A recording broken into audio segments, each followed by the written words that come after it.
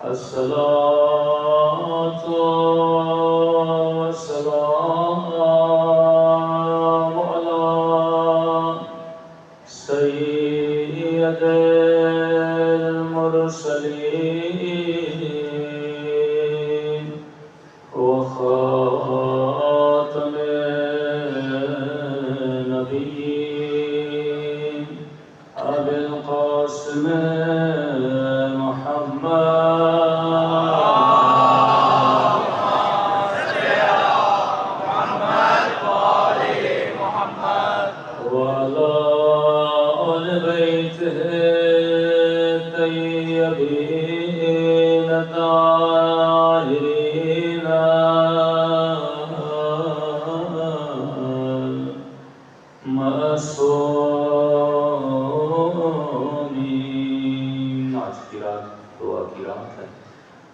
سب سے بڑی دعا امام زمانہ کی ظہور کی دعا ہے سب اللہم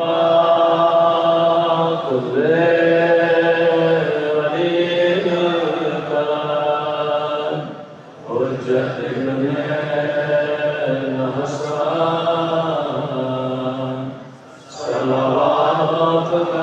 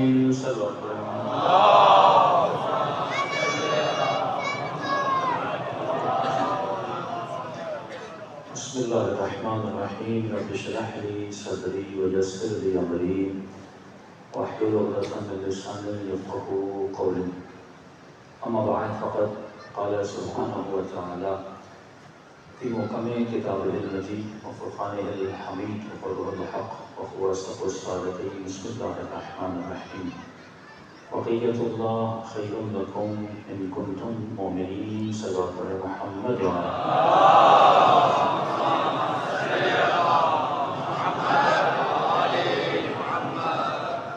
دعا ہے پروردگار عالم آج کی رات ہم سب کی عبادتوں کو اپنی بارگاہ میں قبول فرما دے اور جس مقصد حیات اور زندگی کی وجہ سے یہ فرش رجا سجایا جاتا ہے اس مقصد میں ہم سب کو کامیابیاں نصیب فرمائے۔ دیکھیے دعا کے کچھ آداب ہوتے ہیں۔ آج کی رات بھی اگر لوگوں کے ہاتھ بندھے رہیں اور اپنے امام زمانہ کے لیے ہاتھ نہ اٹھائیں تو اس سے بڑا بخیل اور کنجوس کون ہے۔ آج کی رات دعا کریں، ایسے کریں کہ جیسے شب عاشور امام حسین نے دعا کی تھی۔ لشکر یزید والے کہتے ہیں ہمیں حسین کے لشکر سے ایسے دعا کی آواز آ رہی تھی جیسے شہد کی مکھی اپنے چھتے پہ آواز کرتی ہے۔ گریے کی آواز، عبادت کی آواز، تسبیح کی آواز۔ تو یہ رات پورے سال میں ایک رات ہے، اس رات کو ضائع نہیں کیا کریں۔ معصوم فرماتے ہیں مخصوصاً شب عاشور ایسے مانگا کرو جیسے فقیر خیرات مانگتا ہے۔ یہاں تک کسی نے کہہ دیا مولا اگر مانگوں نہ ملے تو کیا؟ فقیر کی تعریف کیا ہے؟ فقیر کہتے کسے ہیں؟ امام فرماتے اگر کسی فقیر کو یقین ہو کہ جس گھر کا دروازہ کھٹکھٹا رہا ہوں، اس گھر کے اندر کوئی مالک ہے، کب بتا وہ کب تک کھٹکھٹائے گا؟ وہ کہتا مولا فقیر تب تک دروازہ کھٹکھٹاتا رہے گا کیونکہ یقین ہے کہ اس گھر کے اندر کوئی بیٹھا ہے، کہ تب تک کھٹکھٹاتا رہے گا جب تک یہ دروازہ کھل نہیں جاتا۔ فرمایا بالکل اسی طرح جب تم محفل دعا میں آتے ہو، جب اہل بیت کے لیے یقین رکھتے ہو کہ ان سے مانگا جائے یا عطا کرتے ہیں، تو تب تک گڑ گڑاتے رہنا، مانگتے رہنا جب تک وہ تجھے عطا نہیں کرتے۔ تو ان دعاؤں کی قبولیت کے لیے ایک بار بآواز بلند صلوات پڑھیں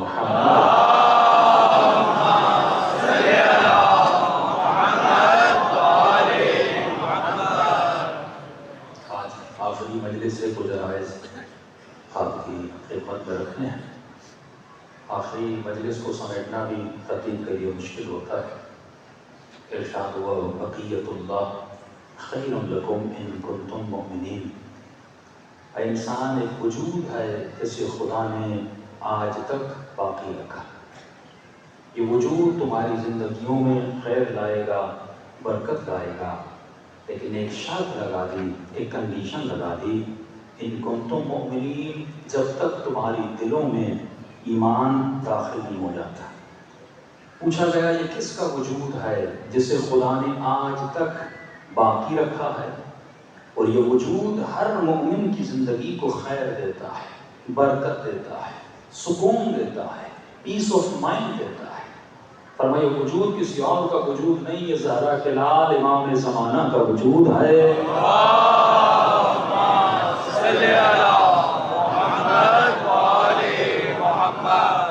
جو تمہاری زندگیوں میں خیر دلائے گا، جو تمہاری زندگیوں میں برکت دلائے گا۔ لیکن یہاں پر ایک سوال بلند ہوتا ہے، جب قرآن نے وعدہ کر دیا کہ اے مومن، اے مسلمان، یہ وجود تمہاری زندگی میں خیر لائے گا، یہ وجود تمہاری زندگی سے پریشانیوں کو دور کرے گا، یہ وجود تمہاری زندگی سے ڈپریشن کو ختم کرے گا، پھر وجہ کیا ہے کہ اسی امام زمانہ کا ماننے والا ڈپریشن کا شکار ہے۔ پھر وجہ کیا ہے؟ اسی امام زمانہ کا ماننے والا جب رات کو نیند کرنی ہوتی ہے تو نیند کی گولی کھا کر سوتا ہے۔ اسے زیارت عاشورہ پڑھ کے نیند کیوں نہیں آتی؟ اسے سورہ واقعہ پڑھ کے نیند کیوں نہیں آتی؟ اس کی زندگی کی پریشانیاں حسین کا نام لینے سے دور کیوں نہیں ہو رہی؟ اس کو اپنے مسائل ذہنی اور پریشانیاں ذہنی کو دور کرنے کے لیے کسی ایسے کے در پہ جانا پڑتا ہے جس کے لیے اہل بیت کے حکم نہیں دیا۔ قرآن کہتا ہے تو قرآن تو پڑھ رہا ہے لیکن اس الفاظ قرآن پر غور نہیں کر رہا، فکر نہیں کر رہا۔ اے انسان، تجھے صرف ذکر حسین کے لیے پیدا نہیں کیا تھا، تجھے پیدا اس لیے کیا تھا تاکہ تو ذکر بھی کرے اور حسین کی طرح حسین کی فکر کو اپنائے۔ مولا کی فکر کیا ہے؟ فرمایا جب تک تمہارے دلوں میں ایمان داخل نہیں ہو جاتا۔ ارے یہی تو فرق ہے شیعہ میں اور دوسرے مسلمانوں میں، وہ ذکری مسلمان ہے تو فکری مسلمان ہے۔ وہ صرف ناموں کا ذکر کرتے ہیں تو کرداروں کا ذکر کرتا ہے، وہ صرف ناموں پہ ناز کرتے ہیں تو کرداروں پہ ناز کرتا ہے۔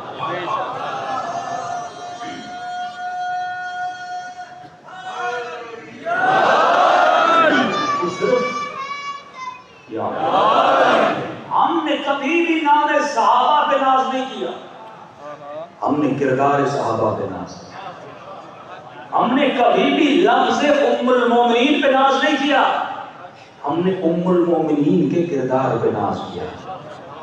ہمارے یہاں یہ معیار ہے ہی نہیں کس کا بیٹا تھا، حسب سے کیا تھا، نسب سے کیا تھا، تعلق کون سا تھا۔ ہمارے یہاں معیار ہے، معیار کردار ہے، کیونکہ قرآن کی آواز آتی ہے انما یتقبل اللہ من المتقین۔ اے مسلمان یہ بات کو یاد رکھنا، میں کبھی یہ نہیں دیکھوں گا تو کس کا بیٹا تھا، رشتہ داری میں کون تھا، رنگ میں کون تھا، نسل میں کون تھا۔ فرمایا نہ رنگ پہ ناز کرنا، نہ نسل پہ ناز کرنا، نہ قد پہ ناز کرنا۔ اگر ناز کرنا انما یتقبل اللہ من المتقین، اللہ عمل اسی کا قبول کرتا ہے جس کے وجود میں تقوی موجود ہے۔ اگر تیرے وجود میں تقوی موجود نہیں ہے، یہ نماز کسی کام کی نہیں ہے، یہ روزہ کسی کام کا نہیں ہے، یہ صوم و صلاۃ کسی کام کی نہیں ہے، یہ حج کسی کام کا نہیں ہے۔ خدا یہ دیکھنا چاہتا ہے کہ جس صرف اپنے جوانوں کے لیے ایک یہ گلاس ہے، اگر گلاس نجس ہو، اگر گلاس نجس ہو، پانی کتنا بھی ڈالو گے کیا ہو جائے گا؟ نجس ہو جائے گا۔ اگر تیرا ظرف نجس اس میں نماز ڈالو گے وہ نماز نجس ہے، اس میں روزہ ڈالو گے وہ روزہ نجس ہے، اس میں قرآن ڈالو گے وہ قرآن نجس ہو جائے گا، کیونکہ تمہارا صرف نجس ہے۔ رسول خدا یہی تو سمجھانے آئے، نہ رنگ ہے، نہ نسل ہے، نہ ذات ہے، نہ جات ہے، دیکھا یہی جاتا تھا کہ پاکیزگی کس میں وجود میں ہے۔ اب مسلمان کا مسئلہ کیا ہے؟ مسلمان نے دین رسول سے نہیں لیا، مسلمان نے دین لیا یا مفتیوں سے یا مولویوں سے، اور مولویوں نے دین لیا صحابہ سے۔ آج تک کسی نے یہ نہیں سوچا مصطفیٰ نے کیسے نماز پڑھی تھی، کہا جاتا ہے عبداللہ ابن مسعود نے کیسے نماز پڑھی، جناب عمر نے کیسے نماز پڑھی، ابو بکر نے کیسے نماز پڑھی، عثمان نے کیسے نماز پڑھی۔ ارے تو یہ کیوں نہیں دیکھتا کہ تیرا نبی کیا کہہ رہا ہے؟ تو دیکھنا تو یہ تھا کہ میرے نبی کا روزہ کیسا تھا، میرے نبی کی صلوات کیسی تھی، میرے نبی کا صوم کیسا تھا، میرے نبی کا حج کیسا تھا۔ یہی بتایا گیا فلاں صحابی یہ کہتا ہے، فلاں صحابی وہ کہتا ہے، فلاں صحابی یہ کرتا تھا۔ ارے تم نے آج تک یہ نہیں سوچا مصطفیٰ نے کیا کہا تھا، مصطفیٰ نے کس کی فضیلت پڑھی تھی۔ آج مسلمان عمل کر رہا ہے صحابہ کی سنت پر، نبی کی نہیں۔ یہ بڑا فرق ہے۔ یہ تنقیدی جملے نہیں ہیں، فکری جملے ہیں۔ تو کس کی فکر کو بتا رہا ہے؟ نبی کی فکر کو یا صحابی کی فکر کو؟ تو کس کی سنت کو پھیلا رہا ہے؟ نبی کی سنت کو یا صحابی کی سنت کو؟ جب تم نے صحابہ کی سنت کو پھیلانا شروع کیا تبھی تو مسلمانوں کی نمازوں میں فرق آ گیا۔ کوئی حنبلی بنا، کوئی شافعی بنا، کوئی مالکی بنا۔ یہ فرقے کیوں بن رہے ہیں؟ کیونکہ تم نے مختلف منابع سے تم نے مطالب کو لیا۔ اگر تو نماز مصطفیٰ سے لیتا تو تیری نماز بھی ایک ہوتی، تیرا حج بھی ایک ہوتا، تیری زندگی کے رہنے اور سہنے کا طریقہ بھی ایک ہوتا، لیکن تم نے طریقوں کو بدل دیا۔ اسی لیے قرآن کہتا ہے معیار رشتہ داری نہیں ہے، معیار یہ ہے کہ مسلمان یہ دیکھ کہ تمہارا نبی کیا کہہ رہا ہے۔ دیکھیے اصل تاریخ میں ایک تقابل چل رہا ہے، ذرا مسلمان اس تقابل کو سمجھ لے۔ جہاں جہاں اہل بیت کا نام آیا وہاں وہاں مقابلے میں صحابہ کو کھڑا کر دیا۔ شیعہ نے کبھی بھی تقابل نہیں کیا، کیونکہ ہم اہل بیت کے مقابلے میں کسی کو کچھ سمجھتے ہی نہیں ہیں۔ تقابل تو وزنی چیزوں پر کیا جاتا، ہمیشہ تقابل کیا گیا۔ مثال دے کر بیان کروں، صلوات پڑھی،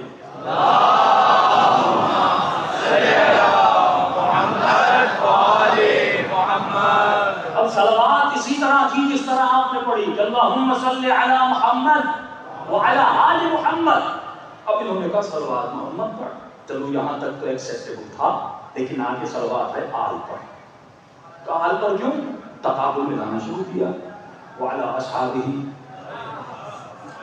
وازواجہ وآلہ، صلوات محمد پر، اس کے اصحاب پر، اس کی آل پر، اس کے ازواج پر۔ یہ وہ کرتا ہے جس نے ابھی تک آل کو سمجھا ہی نہیں ہے۔ اگر یہ آل کو سمجھ لیتا کبھی ایسی صلوات نہ پڑھتا۔ یہ صلوات تجھے ملی بعد میں آنے والوں سے۔ ایک صلوات ہے جو مصطفیٰ نے تجھے عطا کی، وہ درود ہے، درود ابراہیمی۔ وہاں پہ کیا پڑھا؟ اللہم صلی علی، اللہم علی ابراہیم وعلی آل ابراہیم۔ وہاں پر درود تو ابراہیم پہ بھیجتا ہے، پھر آل ابراہیم پہ بھیجتا ہے، کما صلیت علی ابراہیم وعلی ابراہیم۔ اے خدا مصطفیٰ پر ایسے درود بھیج جیسے تو نے ابراہیم پہ بھیجا، اس کی آل پہ بھیجا۔ ارے جب ابراہیم پہ درود بھیجا جا رہا ہے اس میں ازواج نظر نہیں آتی، اس میں اصحاب نظر نہیں آتے۔ مسئلہ یہی تھا کہ اس نے آل کو سمجھا اولاد، آل کو سمجھا اہل۔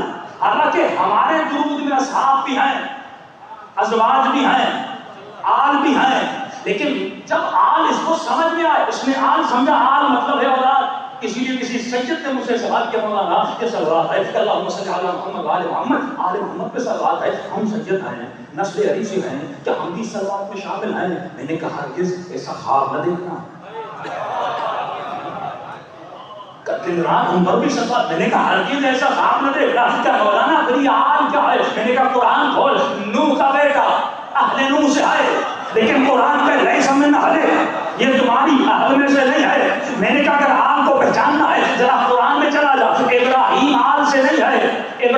کی آل ابراہیم کی آل میں سے ہے، لیکن خدا یہ کہہ رہا ہے، ذرا مولا علی کی خدمت میں چلا جا، جناب سلمان فارسی نسل علی سے نہیں آئے، لیکن علی فرماتے ہیں السلمان منا اہل البیت، یہاں پر نسل کو نہیں دیکھا جا رہا، یہاں پہ حسب کو نہیں دیکھا جا رہا، اللہ کی آواز آتی ہے میری صلوات ہے ابراہیم پر، ابراہیم کی آل پر، پروردگار یہ حال کیا ہے، جب نوح کا بیٹا نسباً نوح کا بیٹا تھا، لیکن نوح کا بیٹا نوح کی آئیڈیالوجی کو فالو نہیں کر رہا تھا، ابراہیم کی اولاد اگر ابراہیم کی آئیڈیالوجی کو فالو کرے تو ان پر صلوات ہے، نبی کی اولاد اگر نبی کی آئیڈیالوجی کو فالو کرے تو ان پر صلوات ہے، ابراہیم نے علی کی آئیڈیالوجی کو فالو کیا، جناب سلمان پر صلوات ہے، اب فرمائے جب تو صلوات بھیجتا ہے ہر وہ شخص صلوات میں شامل ہے جس نے مصطفیٰ کی آئیڈیالوجی کو فالو کیا، یہ صلوات ازواج پر بھی ہے، کون سی بیوی پر جس کا نام خدیجہ ہے، یہ صلوات اصحاب پر بھی ہے، کون سا صحابی جس کا نام سلمان فارسی ہے۔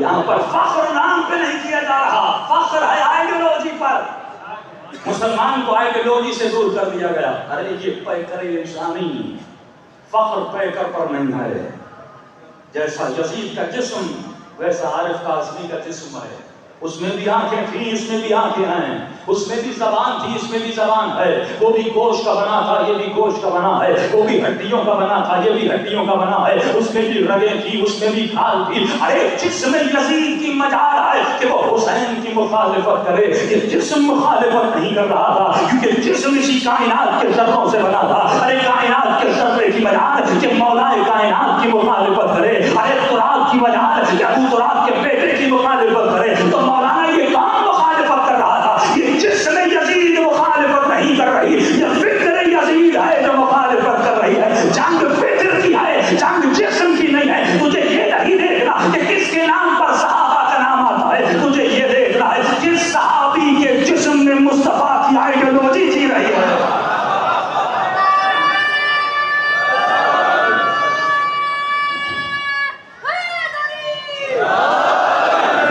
آئیڈیالوجی اس کی جنگ ہے کہ دیکھو کس کے وجود میں مصطفیٰ کی فکر ہے، ذرا کتابیں کھولو، مجھے تعجب سے کل میں نے کلپ سنا، مجھے دکھ ہوا کہ آج اگر کسی صحابی کی فضیلت بھی پڑھی جاتی ہے وہ کسی صحابی کے منہ سے بیان کی جاتی ہے، ہم ہر اس صحابی کی فضیلت کو مانتے ہیں جس کی فضیلت کو مصطفیٰ نے پڑھا ہو،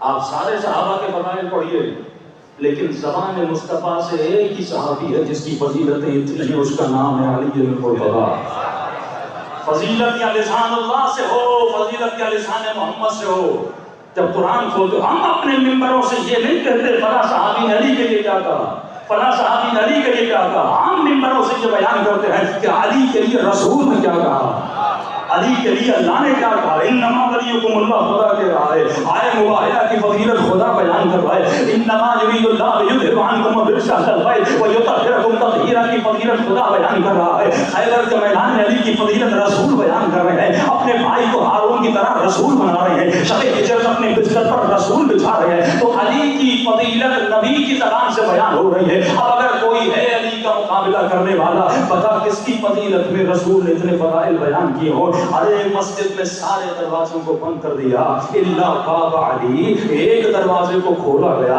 میں نے بہت سوچا سارے دروازے بند کر دیے گئے، ایک دروازہ کیوں کھولا گیا، فرمایا اسی کا دروازہ کھولوں گا جس کا دروازہ دنیا میں کھلے اسی کے گھر کا دروازہ جنت میں بھی کھولے گا۔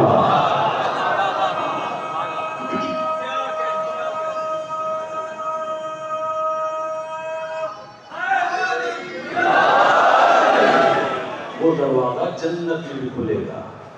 یہاں پر دیکھیے پیکر انسان ہے، فخر پیکر پر نہیں ہے، فخر نام پر نہیں ہے، فخر نسبت پر نہیں ہے، کہ قرآن نے خود کہا ہے انسان میں نے تجھے قبیلوں میں، تجھے رنگ میں، تجھے مختلف چیزوں میں بانٹ دیا، لیکن ان اکرمکم عند اللہ اتقاکم، اگر خدا کے قریب اگر کسی بندے کی اہمیت ہے وہ با تقوی بندے کی اہمیت ہے۔ ہم نے عقیدے اپنی طرف سے نہیں بنائے، ہم نے اپنے عقیدوں کو قرآن سے لیا، رسول خدا کی زبان سے لیا، اگر تو بھی اپنے عقیدے قرآن سے لیتا بالکل نیچرل بحث ہے کہ اس پیکر انسانی میں دو صفات ہوتی ہیں، یا صفات حسنہ ہوتی ہیں، یہاں صفات سیئہ ہوتی ہیں، یہاں یہ پیکر اچھی صفات کا مالک ہوتا ہے، یہاں یہ پیکر بری صفات کا مالک ہوتا ہے۔ اس بدن میں حسد بھی ہوتا ہے، اس میں بغض بھی ہوتا ہے، اس میں محبت بھی ہوتی ہے، یہ کبھی غیبت بھی کرتا ہے، یہ کبھی نامحرم کو بھی دیکھتا ہے، یہ کبھی کسی یتیم کا مال بھی کھاتا ہے، یہ کبھی خیر بھی کرتا ہے، یہ کبھی خیرات بھی کرتا ہے۔ اب تجھے یہ دیکھنا ہے رسول کے جانے کے بعد رسول کی آئیڈیالوجی پر عمل کرنے والوں کے پیکروں میں کیا تھا، کس میں کتنی بری صفات تھی، کس میں کتنی اچھی صفات تھی۔ یہ تو بالکل نارمل ہے، صحابہ میں کمپٹیشن ہوتا تھا، دو نظریوں نے اہل سنت کے جوانوں کو تباہ و برباد کر دیا۔ ایک نظریہ تھا عدالت صحابہ کا نظریہ، ایک نظریہ تھا خطائے اجتہادی کا نظریہ۔ آئیں علماء اس پر بحث کریں، کیا یہ نظریہ قرآن کا نظریہ ہے؟ قرآن کہتا ہے ان اکرمکم عند اللہ اتقاکم ویتقبل اللہ من المتقین، خدا متقین کے اعمال کو قبول کرتا ہے۔ کبھی نہیں کہا خدا صحابہ کے اعمال کو قبول کرتا ہے، کبھی خدا نے یہ بھی نہیں کہا کہ خدا اہل بیت کے اعمال کو قبول کرتا ہے۔ اگر آیہ تطہیر نہ بھی ہوتی پھر بھی اہل بیت معصوم تھے۔ دو چیزیں آپ کی خدمت میں عرض کر رہا ہوں، ایک ہے تھیوری عصمت کی، ایک ہے پریکٹیکل عصمت۔ تھیوریکل عصمت، پریکٹیکل عصمت۔ تھیوری تب بھی جب قرآن کی آیت آ گئی کہ خدا نے کہا کہ یہ میرا ارادہ ہے آیت بیت رسول تمہیں ہر طرح کے رجس سے، ناپاکی سے، گندگی سے دور رکھا جائے گا۔ اگر شیعہ اہل بیت کو معصوم مانتے ہیں، صرف کہتے نہیں ہیں، اہل بیت کی زندگی سے ثابت بھی کرتے ہیں۔ ہم صرف زبان سے اعلان نہیں کرتے، علی کی زندگی خود گواہ ہے۔ ارے ہمارے جتنے امام آئے تم ہمیں بتا کر دکھا، ہمارے اماموں کی زندگی سے ڈھونڈ کے دکھا کہ پہلے امام سے لے کر 4ویں امام تک کسی امام نے جھوٹ بولا ہو، کسی امام نے بت پرستی کی ہو، کسی امام نے شراب پی ہو، کسی امام نے گناہ کیا ہو۔ ڈھونڈ ڈھونڈ کے تھک جائیں گے، انہیں نہیں ملے گا۔ ایک طرف عدالت صحابہ کا نظریہ ہے جو تھیوریکلی تو نظریہ ہے، لیکن جب پریکٹیکلی جب لائف میں چلے جاتے ہو، ایک صحابی دوسرے صحابی کا قاتل نظر آتا ہے، ایک صحابی دوسرے صحابی کا حق غصب کرتا ہوا نظر آتا ہے۔ ذرا خود سے پوچھ ابو ذر کو بیاباں میں کس نے بھیجا تھا، ذرا خود سے پوچھ حجر بن علیہ کو کس نے قتل کیا تھا، ذرا اپنے علماء سے پوچھ جناب عمار کو کس نے شہید کیا تھا۔ جب تو کردار میں جاتا ہے تجھے دو کردار ملتے ہیں، ایک اچھا کردار ملتا ہے، ایک برا کردار ملتا ہے۔ وہ خدا عدالت کی کرسی پر بیٹھا ہے، وہ کیسے عادل کو بھی، وہ عادل پروردگار عالم ہے، وہ کیسے قاتل کو بھی جنت میں بھیج دے، مقتول کو بھی جنت میں بھیج دے۔ اس نظریے کو حسین نے کربلا میں دفن کر دیا، چاہے کتنے بڑے صحابی کا بیٹا ہو، لیکن جب قاتل بنتا ہے شیعہ دنیا میں بھی اس پہ لعنت بھیجنا، آخرت میں بھی اس پہ لعنت بھیجنا۔ صلوات پڑھے محمد و آل محمد۔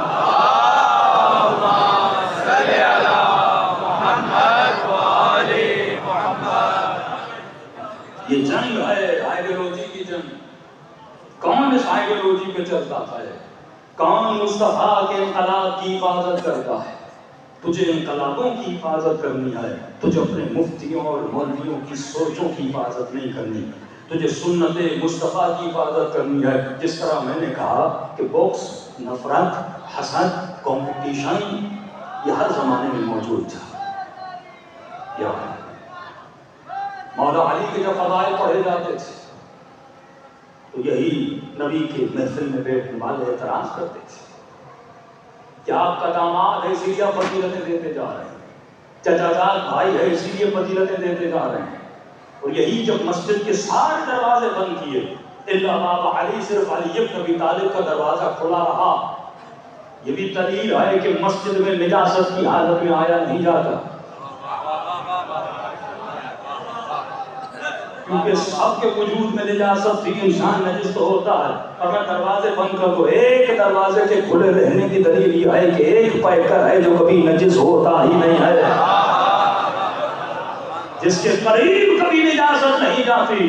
تو نبی گھبرا گئے، اس کے بعد یہ آیت اتری وَمَا يَنطِقُ عَنِ الْهَوَىٰ إِنْ هُوَ إِلَّا وَحْيٌ يُوحَىٰ۔ اے میرے نبی پر شک کرنے والے کہ اپنی محبت میں علی کو درجات عطا کر رہا ہے، یہ اپنی مرضی سے نہیں ہوتا، یہ جو کہتا ہے وہ مرضی الہی کے مطابق کہتا ہے۔ ارے محبت کا یہ معیار، ذرا اپنی کتابوں کو پڑھو، ذرا مروج الذہب کو کھول کے پڑھو کہ نبی کس طرح علی کے فضائل بیان کیا کرتے تھے اور کس طرح اس زمانے میں بغض رکھنے والے بغض رکھتے تھے. یہ بھی نیچرل ہے. جب آپ کسی کی فضیلت کو دیکھتے ہیں تو کوئی رش کھاتا ہے, کوئی حسرت کھاتا ہے. معصوم فرماتے ہیں رش کھانا قابل قبول ہے, حسرت کھانا قابل قبول ہے, اور یہ کہنا کہ خدا مجھے اس جیسا بنا دے یہ بھی قابل قبول ہے. لیکن جب بات حسد پہ آ جاتی ہے, یہ بنو امیہ کا حسد تھا, یہ بنو تمیم کا حسد تھا, اہل بیت سے حسد تھا کہ ان کو درجہ نہ ملا جائے, ان کو رتبہ نہ ملا جائے. رسول خدا اپنی دربار میں بیٹھے ہیں, نبی کی خدمت میں بیمار آتا تھا, پریشان آتا تھا, بے اولاد آتا تھا, کہتا تھا اللہ کے حبیب ذرا میرے حق میں دعا کیجیے. فرمایا مصطفیٰ جب بھی دعا کرتے تھے, کتاب اہل سنت کی ہے,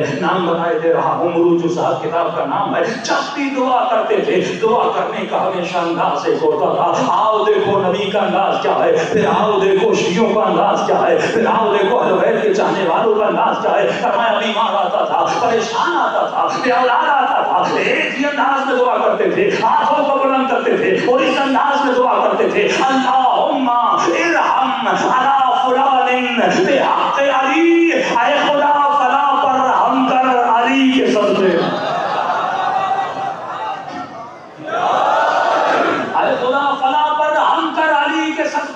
جس طرح میں نے کہا کہ صفات رضیلہ ہر زمانے میں موجود تھی, تو بزرگ نبی کی خدمت میں بیٹھے تھے, یہ کہنے لگے یہ کیسے انصاف کی بات ہے, جب بھی کوئی آتا ہے علی کا نام لے کر دعا کرتے ہیں, ارے علی گھر میں بیٹھے ہوئے ہیں, ہم دربار میں بیٹھے ہوئے ہیں, 24 گھنٹہ نظروں کے سامنے ہیں, کبھی ہمارا نام لے کر دعا نہیں کی. اب دیکھیے دعا نبی کرتے ہیں قبولیت کے لیے, دعا اس لیے نہیں کی جاتی کہ دعا رد ہو جائے, نام اس کا لیا جاتا ہے جس کے نام سے دعا قبول ہو جائے. اب اعتراض کرنے لگا, ساتھی نے کہا صبر کر, صبر کا پھل میٹھا ہوتا ہے. کہ ایسا صبر کرے کہ دنیا آتی ہے, مصطفیٰ علی کا نام لے کر دعا کرتے ہیں. ایک دن آئے گا جب علی خود بیمار ہو جائیں گے تو مصطفیٰ مجبوری کی حالت میں یا تیرا نام لے کر دعا کریں گے یا میرا نام لے کر دعا کریں گے. دیکھیے کتنی کھٹک رہی ہے علی کا بغض, کتنا کھٹک رہا ہے علی کا بغض کہ ہمارا نام آ جائے اور علی کو بیمار ہونا ہے تو ہو جائے, بس نام آ جائے تاکہ امت کو بتایا جائے علی کے لیے دعا کی گئی تھی تو ہمارا نام لیا گیا تھا. واقعہ ہے مکے کا, وقت گزر گیا, نبی گئے مدینے میں, ایک وقت علی کی طبیعت ناساز ہوئی, اتفاق سے یہ دونوں بھی بیٹھے ہوئے تھے, علی نبی کی خدمت میں آئے, یا رسول اللہ میرے لیے دعا کیجیے. اب دعا کے لیے ہاتھوں کو بلند کیا, یہ دونوں کوہنیاں مارنے لگے, اب دیکھنا تیرا نام آئے گا, اب دیکھنا میرا نام آئے گا, دنیا آتی علی کا نام آتا ہے, اب ہمارا نام لے کر دعا کریں گے. لیکن یہ بھی رحمت للعالمین نبی کی زبان ہے, یہ بھی آئیڈیولوجیکلی زبان ہے. عجیب انداز میں دعا کی, دعا کے لیے ہاتھوں کو بلند کیا اور فرمایا اللہم ارحم علی علی بحق علی, اے خدا علی پر رحم کر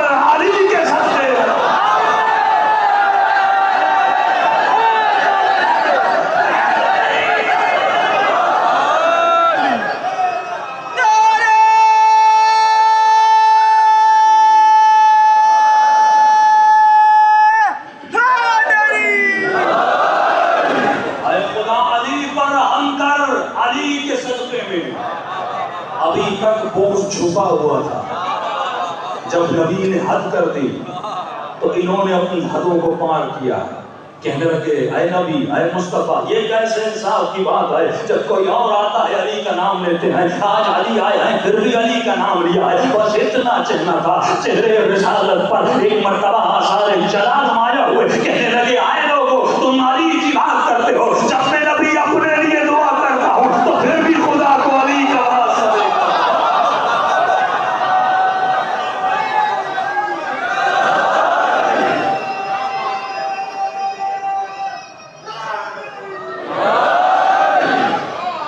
اپنے لیے دعا کرتا ہوں تو پھر بھی خدا کو مرتضیٰ کا واسطہ دے کر دعا کرتا ہوں. تو اے کاش مسلمان اپنی کتابوں کو پڑھ لیتا, یہ زحمت شیعہ علماء کو کرنی نہ پڑتی کہ تمہیں تمہاری باتیں سنائیں.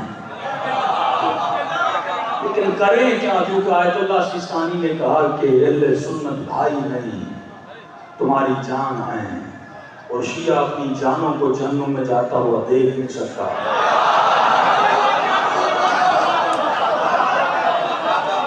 اسی لیے بار بار بتاتے ہیں آ جا در علی پر, آ جا اس در پر جہاں تجھے صحیح آئیڈیولوجی ملے گی. پوچھ اپنے علماء سے 100 سال نبی کے فرمان پر پابندی کیوں تھی؟ تعجب مت کریے کہ جلوس پہ پابندی لگے، حسین کے نام پہ پابندی لگے۔ پہلی پابندی عالم اسلام پر نبی کے نام لینے والے پر تھی، پہلی پابندی اس پر تھی جو نبی کا فرمان پڑے۔ 100 سال کا عرصہ، جب 100 سال نبی کے نام پہ پابندی لگتی ہے تبھی اسی نبی کے منبر سے اس کی آل کو برا بھلا کہا جاتا ہے۔ یہ دشمنی آل کی نہیں ہے، یہ دشمنی رسول کی دشمنی ہے۔ فرمایا کہ جس نے میری بیٹی کو غضبناک کیا فقط ابغضنی، اس نے مجھے غضبناک کیا۔ جس نے میری بیٹی کو اذیت دی اس نے مجھے اذیت نہیں دی، اس نے خدا کو اذیت دی۔ یہ سوال کیا جاتا ہے شیعہ عزاداری کرتے ہیں، کس سے سیکھا؟ پہلی عزاداری جناب اسما کی گود میں جب حسین تھے، رسول نے عزاداری کی تھی، پہلا کریا اسی رسول نے کیا تھا۔ وہ مٹی جو دے کر گئے تھے کہ دیکھنا جب اس مٹی کا رنگ لال ہو جائے تو سمجھ جانا کربلا میں لاشیں بکھر چکی ہیں۔ عزیزو، اسی آئیڈیولوجی کو اپنانے کے لیے فرش عزا پر آئے۔ آج 9 محرم کی رات ہے اور حسین دیکھنا چاہتے ہیں کہ اس مجمع سے کتنے لوگ اور بن کے باہر آئے۔ جس طرح ہمارے دل میں اہل سنت کی محبت ہے، ہم نہیں چاہتے کہ وہ بھٹکیں، ہم نہیں چاہتے ان کے مولوی غلط راستے پر لے جائیں۔ اسی طرح امام زمانہ آپ سے محبت کرتے ہیں۔ مولا فرماتے ہیں کہ میں چاہتا ہوں میدان حشر میں دعائے لطفہ میں پڑھتے ہیں کہ میرے شیعہ علی منابر میں نور، یا نور کے ممبروں پہ بیٹھے۔ امام ہم سب کو نور کے ممبروں پہ دیکھنا چاہتے ہیں۔ مولا کیا کروں؟ امام فرماتے ہیں اس پیکر میں ان صفات کو ڈال جو صفات حسینی تھی۔ مولا کون سی صفت؟ صبر کی صفت، حیا کی صفت، غیرت کی صفت۔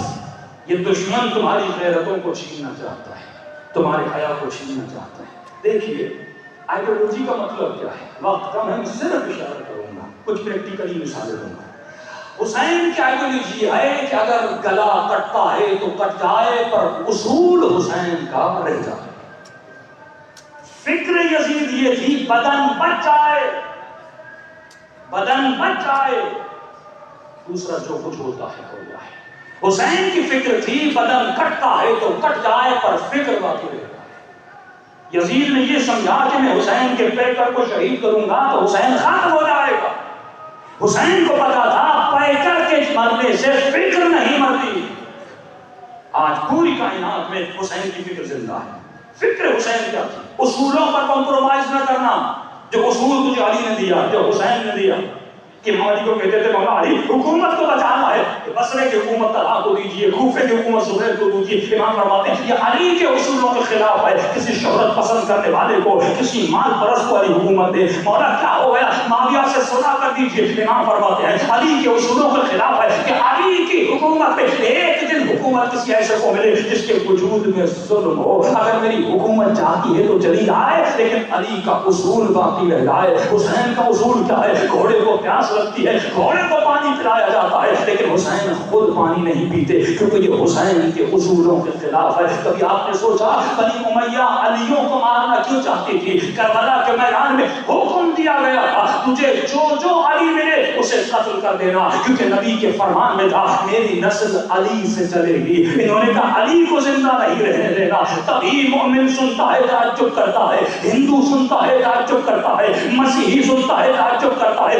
ارے دشمنی اتنی، مارنا تھا تو اکبر کو مار دیا، عباس کو مار دیا، تم نے جوانوں کو مار دیا، سمجھ نہیں آتی 6 مہینے کے بچے کے ساتھ کیسی دشمنی؟ کیونکہ نام تھا علی، حکم ملا تھا کسی علی کو زندہ نہیں رہنے دینا، کیونکہ علی کی نسل سے چلے گا جس کا نام مہدی ہوگا، جو تمہاری ساری نسلوں کو تباہ کر دے گا، جو تمہاری آئیڈیولوجیز کو تباہ کر دے گا، جو کائنات میں حکومت الہی کو نافذ کرے گا۔ یہ نسل کی جنگ تھی، یہ فکر کی جنگ تھی۔ دشمن اسی فکر کو توڑنا چاہتا ہے۔ امام فرماتے ہیں آئیڈیولوجی کو کمپرومائز نہ کرنا، تمہارا ایمان ہونا چاہیے، خدا پہ ایمان ہونا چاہیے۔ دیکھیے میں ایران میں رہتا ہوں، 20 سال سے ایران میں، میں نے ایران کا اچھا وقت بھی دیکھا، ایران کا برا وقت بھی دیکھا۔ آج جس حالات سے ایرانی قوم گزر رہی ہے آپ تصور نہیں کر سکتے.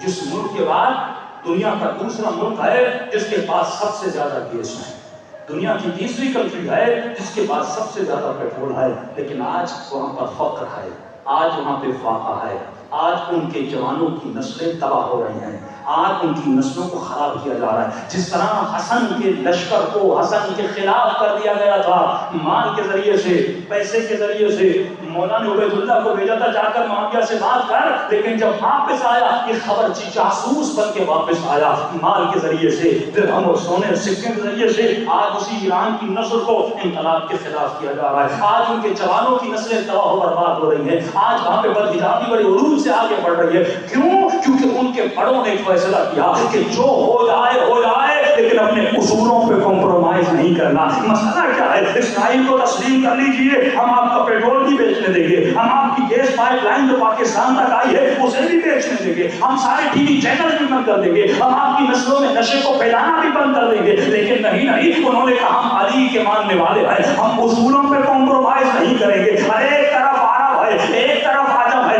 کیا لینا دینا ایران کے پاس کے لوگوں کا عربوں سے, اور وہ عرب جو شیعہ بھی نہیں ہے, جو شافعی مذہب ہے, جن کے عقیدے کے مطابق شیعوں کو شافعی اچھا نہیں مانتے, حنفی پھر بھی اچھا مانتے ہیں, مالکی پھر بھی اچھا مانتے ہیں, لیکن شافعیوں کے قریب علی کے شیعہ اتنے اچھے نہیں ہیں, لیکن ان کا دفاع کر رہے ہیں. یہ ان شافعیوں کا دفاع نہیں ہے, یہ اس حسین کے اصول کا دفاع ہے, یہ حسین کے نظریے کا دفاع ہے کہ شیعتی اما ان شرفتم بما اذن. اے میرے شیعہ, جب کسی پیاسے کو دیکھو اسے پانی پلانا, جب کسی بھوکے کو دیکھو اسے کھانا کھلانا, کائنات میں کسی بھی رنگ کے مظلوم کو دیکھو اس کی صدا پہ لبیک کہنا. جب تم لبیک کہو گے تو میں کہوں گا یہ حسین کا شیعہ ہے. ارے یمن کے شیعوں کے ساتھ مسئلہ کیا ہے؟ یمن کے شیعوں کے 4 نعرے ہیں, لعنت ہو امریکہ پر, لعنت ہو آل سعود پر, لعنت ہو آل یہود پر. یہی وہ جگہ ہے جہاں سے جنگ شروع ہوتی ہے کہ تم ہماری آئیڈیالوجی کے خلاف لڑ رہے ہو, تم ہماری سوچ کے خلاف لڑ رہے ہو. کہ امام زمانہ فرماتے ہیں جب دجال آئے گا, دجال کا نظریہ یہ ہوگا کہ مجھے خدا مانو,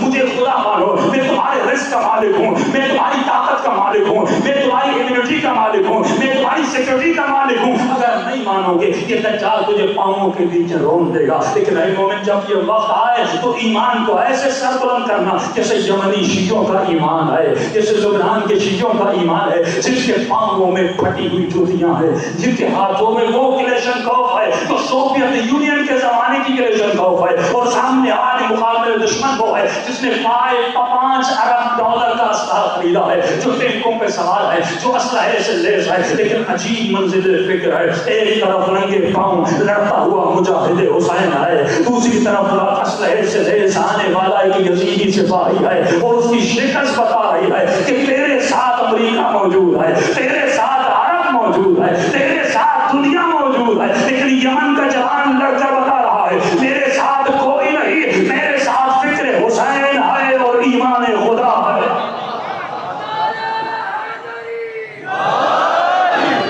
آج آئیڈیالوجیز کی جنگ ہے.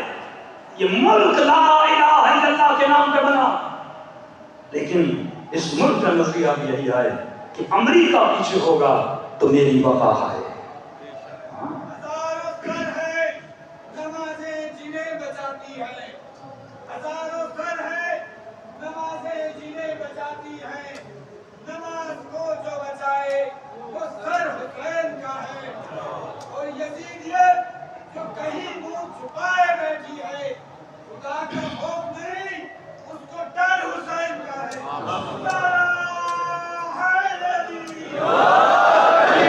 ٹاپک اتنا وسیع ہے, میں مثالیں میں آپ کو چھوٹی سی مثال دوں گا. پاکستان میں NGOs بنی, ان NGOs کو ملینز آف ڈالر دیے گئے کہ تم مسلمانوں میں صوفیزم کو بڑھاوا دو.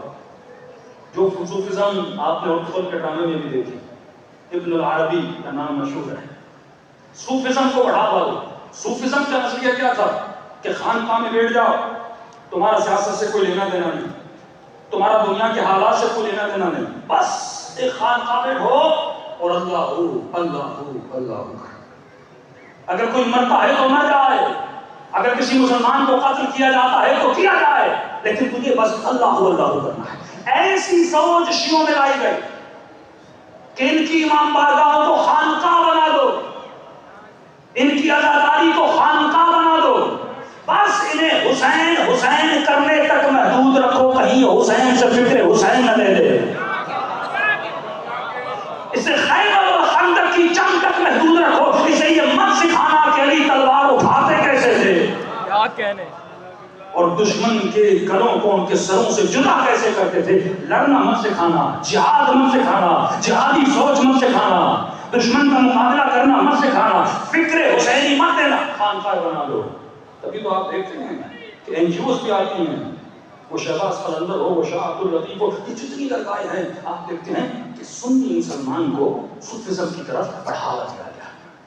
ایک بہت بڑا سنی جماعت ہے، ان کے ٹی وی چینلز بھی ہیں، 24 گھنٹہ ٹی وی چینل چلتا ہے، نام نہیں لوں گا کیونکہ میں نفرت پھیلانا نہیں چاہ رہا، لیکن کبھی غور کیا 24 گھنٹہ صلی اللہ علیہ یا رسول اللہ، صلی اللہ علیہ یا حبیب اللہ، صلی اللہ علیہ یا نبی اللہ، دن رات سلواتیں بھیجی جا رہی ہیں، باہر 10 لوگ پاکستان میں ڈوب کے مر جائیں صلی اللہ علیہ یا رسول اللہ، عورتوں کی عزت پامال صلی اللہ علیہ یا رسول اللہ، فلسطین میں معاہدہ ہو گیا، ابو ظبی چلا گیا صلی اللہ علیہ یا رسول اللہ۔ یہ کیسا رسول ہے جو تم نے پال کے رکھا ہے؟ یہ کیسا رسول ہے؟ کیا صلوات ایک بت ہے؟ رسول فکر کا نام ہے، کہ جو رسول فرمائے اگر کوئی انسان کسی غیر مسلم خاتون کا سنے کہ اس کی عزت پامال ہوئی ہے، اگر اس کا سن کے مر جائے تو یہ شہید ہے۔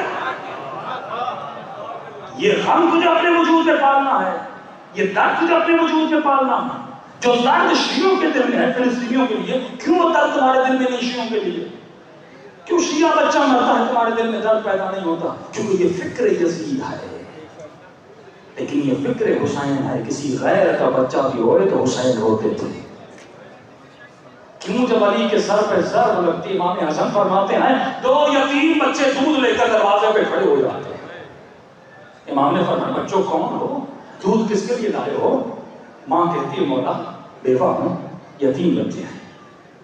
3 دن تک جو روز آتا تھا کھجورے دینے آیا نہیں، پتہ نہیں تھا رات کے اندھیروں میں یہ کھانا دینے کون آتا تھا۔ مولا کل پتہ چلا کہ علی کے سر کو ضرب لگی ہے، اور حکیم نے کہا ہے کہ علی تھوڑی دیر زندہ ہے اور علی کو دودھ کی ضرورت ہے۔ مولا ایک اونٹنی ہے، اسی اونٹنی کا روزانہ دودھ نکالتی ہوں، بیچتی ہوں، بچوں کے لیے روٹی خریدتی ہوں اور بچوں کا پیٹ پالتی ہوں۔ آج جب دودھ نکالنے آئی بچے میرے قدموں میں گر گئے، اما آج دودھ بیچنا نہیں۔ میں نے کہا بچوں دودھ کیوں نہ بیچوں؟ کہ آج دودھ کو علی کی ضرورت ہے۔ یہ علی کی محبت، یہ محبت تمہیں پیدا کر دی دونوں کے دلوں میں۔ اور کسی نے کہہ دیا مولا علی کو مولا کوفے کے یتیم دودھ لے کر آئے، ارے کاش کوئی کربلا میں رباب کے پاس دودھ لے کر آئے۔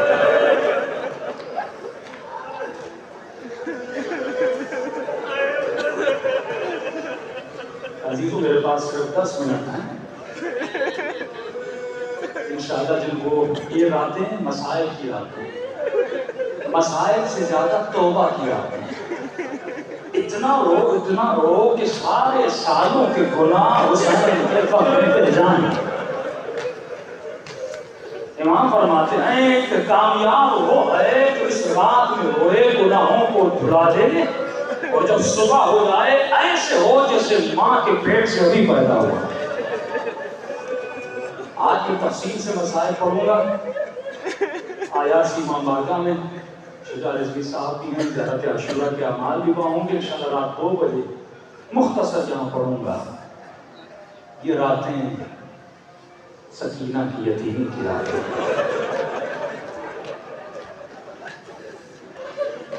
آج کی رات جس بہن کے پاس بھائی ہے کل یہ بھائی نہیں ہے،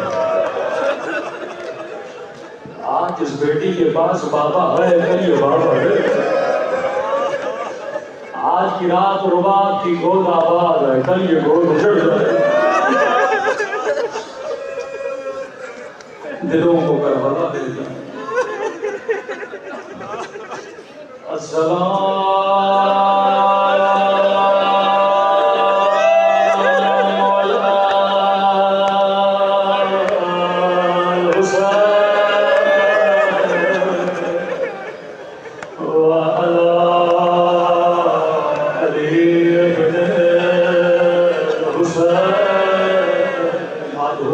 ایسے کہیے جیسے سکینہ نے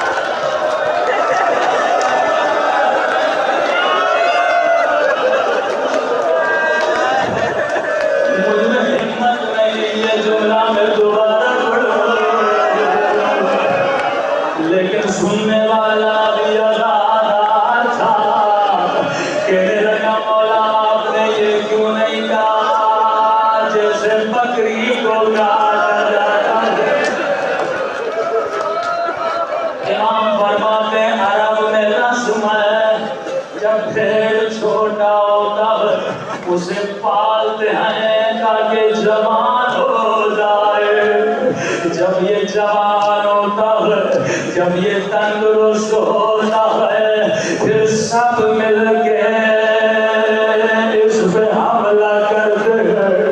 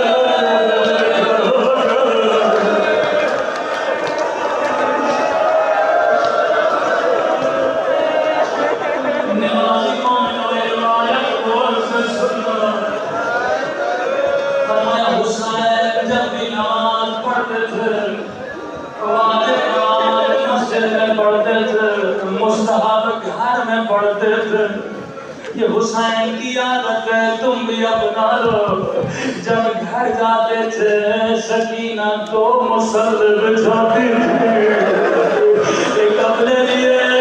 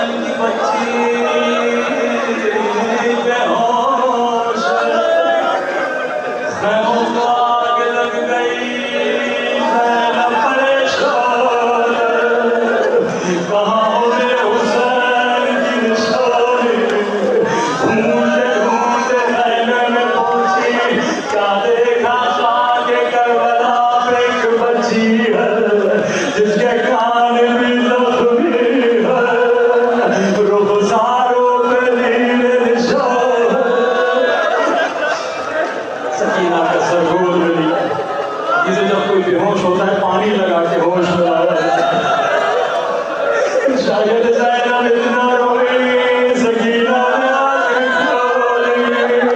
अब आप पढ़िए, मैं रोऊंगा। बता सकीना ने तेरा सवाल क्या किया होगा? ये नहीं पूछा पुप्पी अम्मा मेरा बाबा कहाँ है, ये नहीं कहा पुप्पी अम्मा मेरा अकबर कहाँ है, ये नहीं कहा पुप्पी अम्मा शिवर ने तमाचे मारे, ये नहीं कहा पुप्पी अम्मा शिवर